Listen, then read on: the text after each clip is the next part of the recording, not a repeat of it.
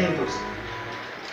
La mañana del domingo pasado, yo me encontraba en esta aula de la Escuela Autónoma Emiliano Zapata, sentado, solo, leyendo una historia de delfines. En eso, escuché una infantil voz en la reja de entrada de este caracol que canta el universo. «Buenos días». Yo levanté la mirada. Era el Pedrito, un niño que estudia en la escuela primaria de aquí del pueblo y que, de alguna manera, es mi sobrino, pues su bisabuela y mi abuelo eran hermanos. «Pásate», grité, al tiempo que continuaba con mi lectura. La historia que estaba leyendo ocurrió hace unos 50 años en la desembocadura del Río de la Plata, en la costa atlántica, en América del Sur. Un joven delfín se había quedado apresado en una red metálica que usaban los pescadores para la captura del tiburón con redes. Como el delfín es un mamífero acuático que, aunque vive en el mar, respira aire, no tiene agallas, por lo que necesita subir a la superficie para respirar. El pequeño delfín se había enganchado de tal modo en la red que no podía nadar ni para atrás ni para adelante. Además, para su desgracia, en la cercanía se encontraba un pescador en una lancha de motor, quien de cuando en cuando recorría el largo de la red para matar a todo tiburón apresado. Con agudos silbidos, el pequeño delfín envió la señal de auxilio del lenguaje de los delfines. Al poco rato llegó su madre, pero, para empeorar las cosas, llegó también un magnífico ejemplar de tiburón gris, de unos 3,5 metros de largo, o sea, mucho más fuerte y grande que la mamá delfina. La madre delfina enseguida se dio cuenta de la suma de peligros. Después de apreciar la situación de un modo adecuado, se lanzó al fondo del mar, a una profundidad de más de 20 metros, y con violentos golpes de sus aletas y cola, comenzó a revolver el fondo fangoso. Segundos después, todas las aguas estaban tan turbias que la visibilidad resultaba nula.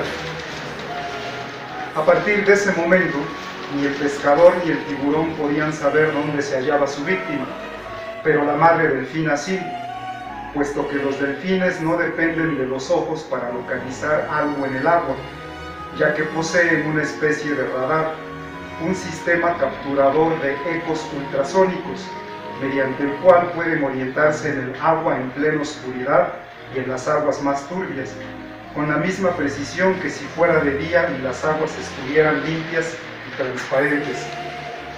Así, cuando sus ojos no pueden recibir imágenes luminosas, los delfines pueden oír esas imágenes, tal y como lo ha demostrado el profesor Franz Luges. Es decir, que los delfines poseen un sentido totalmente inexistente en nosotros, los seres humanos. La madre delfina dio muestra de una gran inteligencia al enjuiciar la situación y elegir la táctica más adecuada. Y además de todo esto, tuvo la capacidad de saber limitar los efectos destructivos de su táctica. Pues mientras el tiburón se revolvía como un ciego en las turbias aguas, la madre delfina, a una velocidad de unos 60 kilómetros por hora, se precipitó contra uno de sus flancos. Al cabo de 3 terribles embestidas, la espina dorsal del tiburón quedó rota y el pez se hundió en el fondo del mar. Después, la madre delfina se lanzó contra la lancha y dio con su ocupante en el agua. A pesar de que para ella, el hombre en el agua era tan inofensivo como una sardina, no hizo nada para matarlo, pese a que a los pescadores del Río de la Plata no mostraban la menor consideración hacia los delfines, a los que capturan y matan siempre que les es posible. El pescador, que se mantenía a flote sujetándose a la borda de su barca volcada, pudo observar en el agua que poco a poco se iba aclarando cómo la madre delfina trataba de liberar a su hijo apresado en la red. Al principio probó con todo cuidado, tiernamente, tomó el cuerpo de su hijo entre sus mandíbulas, sujetándolo en la parte próxima a la red metálica, y cuidadosamente lo hizo girar a la izquierda y a la derecha, tirando poco a poco de él, como quien trata de sacar el corcho de una botella con los dedos. Pero el delfinito estaba apresado con demasiada firmeza en las mallas de la red metálica. En vista de que con tantos cuidados y miramientos no conseguía nada, la madre delfín apretó más fuertemente a su hijo entre los dientes y comenzó a agitar furiosamente la cola, golpeando el agua con gran violencia hasta que pareció hervir.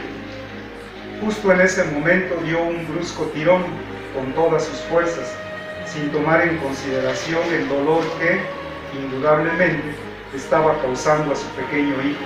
De repente, la red soltó la presa.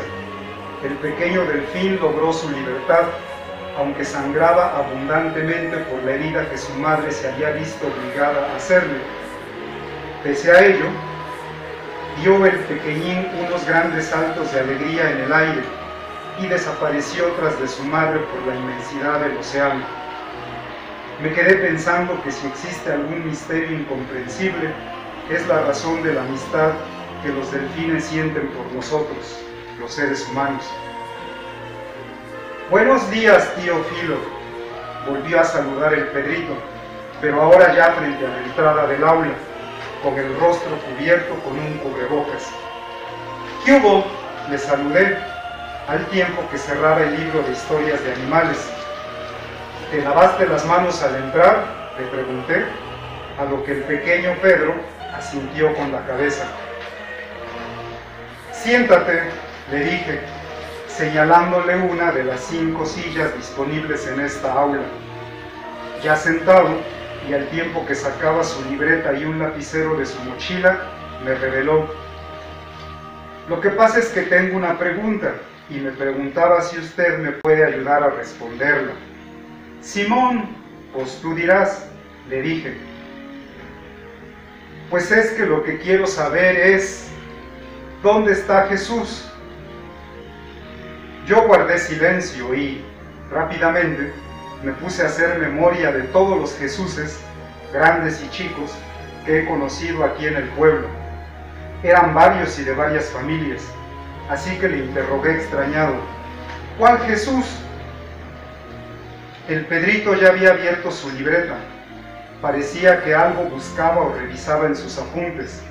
Mientras eso hacía, me contó: es que aparte de todas las tareas que me manda el maestro, ahora mi jefa ya salió con que este año, en agosto, ahora sí voy a hacer la primera comunión, que porque dice que ya estoy grande y que otros niños más chicos ya desde cuando la hicieron. Yo ni la quiero hacer, pero ya me amenazaron mis jefes con que si no la hago, entonces no me van a comprar el celular que me prometieron desde el año pasado. Y como por lo del coronavirus ahorita no hay clases de catecismo, y tengo que estudiar por mi cuenta, es que nos van a hacer un examen de catecismo. Y pues cuando iba a clases de catecismo nos enseñaron que Jesús murió crucificado por nosotros, para salvarnos, que ya muerto y después de 3 días resucitó y que ya luego subió al cielo. Y yo lo que quiero saber es, ¿a dónde se fue? ¿Dónde está? ¿Qué está haciendo ahorita? Yo lo observaba sorprendido, mientras pensaba que el maestro Carl Sagan tenía razón, pues las mejores preguntas científicas siempre las hacen los niños.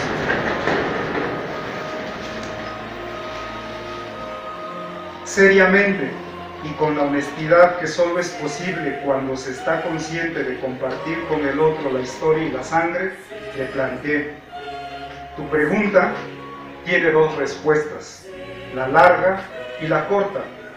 ¿Cuál quiere? ¡La corta!, respondió de inmediato sin dejarme terminar. ¿Va? La respuesta corta es: no está, le dije. Nos quedamos callados, nomás nos mirábamos nuestras miradas, él con su cubreboca negro, yo con mi paliacate rojo. Durante más de 1 minuto se hizo un tenso silencio. Afuera solo se escuchaba el canto de los pájaros. Luego, el niño Pedro preguntó interesado: ¿y la respuesta larga? Yo me puse de pie y le empecé a exponer: mira, la historia de ese Jesús empezó en Palestina hace poco más de 2000 años, y le señalé la costa oriental del mar Mediterráneo sobre el mapamundi que se encuentra pintado en la pared. Luego tomé el borrador y borré todo lo que estaba escrito sobre el verde pizarrón. Tomé un gis y empecé a anotar fechas, nombres de personas y lugares, y le empecé a explicar. Le expliqué que los judíos que hoy forman el Estado genocida de Israel no son descendientes de los antiguos judíos bíblicos, que son en su mayoría descendientes de judíos conversos originarios de Asia Central, que los actuales palestinos son los habitantes originarios de aquellas tierras ocupadas por los israelíes. Le expliqué que los judíos de origen semítico de hace 2000 años vivieron la ocupación de sus tierras por parte del Imperio Romano, que esperaban la llegada de un profeta, un líder, un Mesías, que los guiara a la liberación e independencia de su pueblo. Le expliqué que los romanos castigaban a los culpables de sedición con la crucifixión, que no uno, sino muchos de estos Mesías fueron crucificados en las afueras de la ciudad de Jerusalén. Le expliqué que el proceso químico que sigue a la muerte de una persona es irreversible, que una vez muerto nadie puede resucitar. Le expliqué que para subir al cielo es necesario vencer la fuerza de gravedad, que los aviones y cohetes espaciales lo hacen al costo de enormes cantidades de combustible. Le expliqué que a la distancia apropiada, cualquier objeto expulsado de la superficie terrestre empieza a orbitar, como la Luna, como los satélites. Le expliqué que nuestra especie, un mamífero más del reino animal, para vivir necesita respirar oxígeno del aire, y que entre más altura sobre el nivel del mar, menos hay, que fuera de la atmósfera nada hay. Le expliqué que la atmósfera funciona como un filtro que no permite la entrada de todas las frecuencias del espectro electromagnético, que la radiación ultravioleta daña la piel, las células. Le expliqué que a lo largo de su historia, la humanidad no ha inventado uno, sino muchos dioses y diosas, que todas las religiones dicen que el suyo es el verdadero. Le expliqué que en este universo solo existen 4 interacciones: la gravedad, el electromagnetismo, la fuerza fuerte y la fuerza débil, que todo lo que conocemos, desde las galaxias hasta los átomos, son consecuencia de la interacción de estas, que luego entonces no existen los dioses, los milagros, la magia. Le expliqué que la historia del pueblo judío está escrita en la Biblia, que ésta llegó y se impuso sobre nuestros pueblos con la conquista española, que con ella empezó un proceso de colonización que continúa hasta la fecha. Le expliqué a grandes rasgos la historia del cristianismo, desde el concilio de Nicea convocado por el emperador Constantino en el año 325, hasta la ominosa irrupción de los cristianos europeos hace 500 años a estas tierras. Finalmente, le expliqué que nosotros, habitantes originarios de Huitziltepec, tenemos nuestra propia historia, que somos de raigambre náhuatl, que quienes así nos asumimos nos decimos macehuales, que la cultura náhuatl no está muerta, sino que vive de muchas formas en nuestro pueblo. Coloqué entonces el gis sobre la mesa, dándole a entender que la clase había terminado. El niño Pedro procedió a guardar su libreta y lapicero en su mochila. Se puso de pie al tiempo que expresaba: gracias, tío Filo, gracias por darme una respuesta, o mejor dicho, 2. A ver cuándo vengo para que nos echemos otra platicada. Va, cuando quieras y puedas. Podríamos platicar de delfines, por ejemplo. le dije. El pequeño Pedro, quien a veces es mi alumno y siempre mi sobrino, sonrió con la mirada, levantó la mano en señal de despedida y se retiró. Yo me volví a sentar y acomodar en mi silla. Tomé el libro de las historias de animales y empecé a leer un nuevo capítulo, el de cómo las ovejas salvajes pueden matar al lobo.